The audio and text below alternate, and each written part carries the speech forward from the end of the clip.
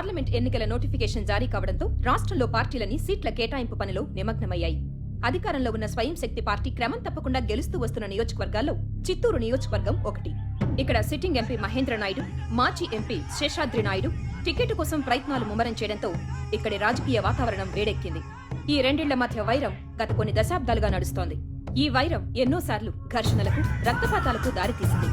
అయితే కొంతకాలంగా పార్టీ పెద్దల మధ్యవర్తిత్వంతో రొటేషన్ పద్ధతి ప్రకారం టికెట్ కేటాయించడంతో ఆ ప్రాంతంలో కాస్త ప్రశాంతత నెలకొంది. కానీ ఈ ప్రశాంతతకి భంగం కలిగిస్తూ రొటేషన్ పద్ధతికి విరుద్ధంగా గత ఎన్నికల్లో అత్యధిక మెజార్టీతో గెలిచిన మహేంద్ర నాయుడు వైపే మళ్లీ అధిష్టానం మొగ్గు చూపుతుందన్న ఊహాగానాలు వినిపిస్తూ ఉండడంతో ఉత్కంఠత తారాస్థాయికి చేరుకుంది. దీని పర్యవసానం ఎటు దారి తీస్తుందో వేచి చూడాల్సిందే. నేను ఈ నియోజకవర్గంలో 30 ఏండ్లుగా ఎంపీగా నిలబడి రాజకీయ సన్యాసం తీసుకునోండి. నేనెప్పటికీ మీ ఇద్దరు మంచి కోరేటోండి. సీట్ ఎవరికి ఇచ్చినా రెండో వాడికి న్యాయం జరిగేట్టు నేను చూస్తా. చెప్పండి మంత్రి గారు. హైకమాండ్కు మీ ఇద్దరంటే గౌరవం ఉంది. గత 4 దఫాలుగా ఈ నియోజకవర్గంలో మన పార్టీ తిరుగులేని మెజార్టీతో గెలిచిందంటే అందుకు కారణం మీ ఇద్దరే. ఉపోద్ఘాతం ఎందుకండి మంత్రి గారు? ఇంతకీ సీట్ ఎవరికి ఇస్తున్నారో చెప్పండి. అసలు మీకెందుకండి రాజకీయాలు? ఎంత మాట! ఒకప్పటి ప్రధాని కూడా మలాడి మర్చిపోకండి. చెప్పండి. ఈసారి కూడా హైకమాండ్ ఎంపీ సీటు మహేంద్ర గారికి ఇవ్వడానికే నిర్ణయించింది. రొటేషన్ పద్ధతి ప్రకారం సీటు శేషాద్రి గారికి కదా రావాల్సింది. సీఎం సర్వేలో శేషాద్రి గారికి జనం లేరని తెలిసింది. అందుకే ఏ నిర్ణయం తీసుకుంది. నా ఎన్నికెంబడి జనం లేరనేగా మీరు నాకు టికెట్ ఇవ్వండి. ఉండారు అని ఇప్పుడే నిరూపిస్తా. రండి. శేషాద్రి, 25 ఏండ్లుగా మన నియోజకవర్గం ప్రశాంతంగా ఉండాలి. అది అట్నే ఉండేయండి. అదే అందరికీ మంచిది. చేతులు కలపండి. నాకు పూజకి టైం అయినది, మరి వస్తాను. అట్నే గురుగారు.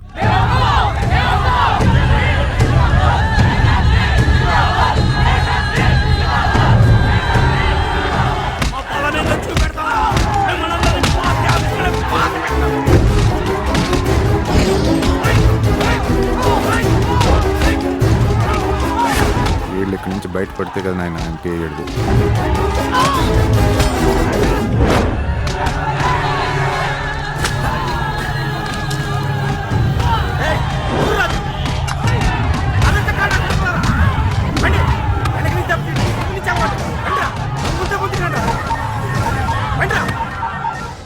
హలో బావా, ఈ నా కొడుకులు నన్ను కిడ్నాప్ చేసినారు బావా. ముండల్లోకి వచ్చినప్పుడు చెప్పులు వేసుకుని వస్తాం.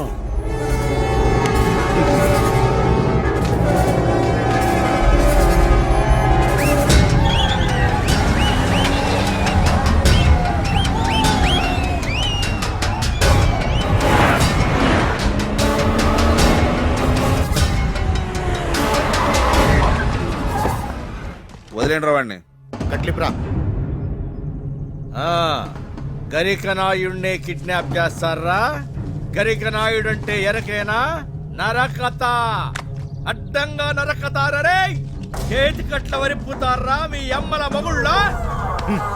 మీ కుక్క ముఖాలన్నీ నాకు గుర్తేరా? మిమ్మల్ని వదల్లో. ముందు మీ పిల్లల్ని చంపుతా, తర్వాత మీ ముందే మీ పెళ్ళాలతో ఆడుకుంటా, ఆ తర్వాత మిమ్మల్ని అందరినీ చంపుతా నా కొడకల్లా.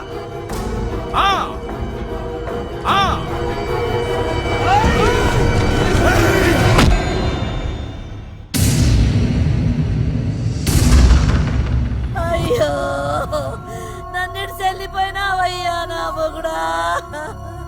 నా మీద ప్రేమతో నా ఇంటికి ఇల్లరికం వచ్చినావు కదయ్యా.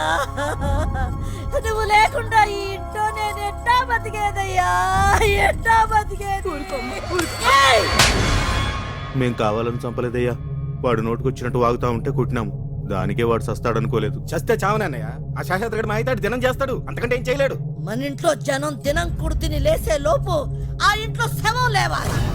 మనం అంటుబట్టలు ఇప్పే లోపు అలా అంతు తేల్చాలా.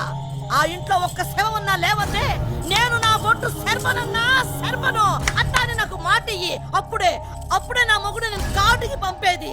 అట్ట కాదు చెల్లెమ్మా అంటే వద్దు. నా మొగుడుతోనే నేను కాలిపోతానన్నా, కాలిపోతా. ఎంపీ సీటు పోయింది. వందల కోట్ల గనుల కాంట్రాక్ట్ పోయింది.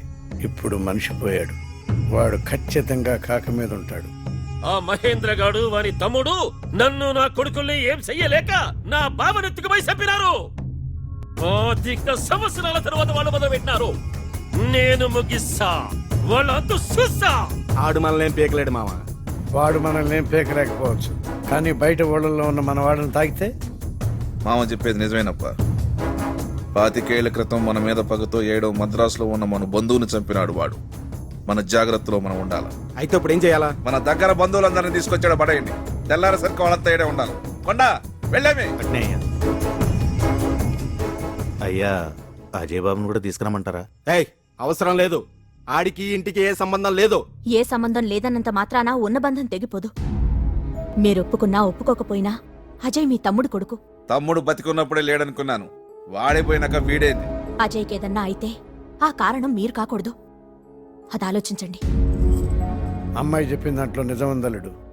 అజయ్ గారికి ఏమన్నా జరిగితే దానికి కారణమే కాదు, ఆ ఓటమి కూడా మందే అవుతుంది. సరే, అజయ్ గారిని కూడా తీసుకురండి.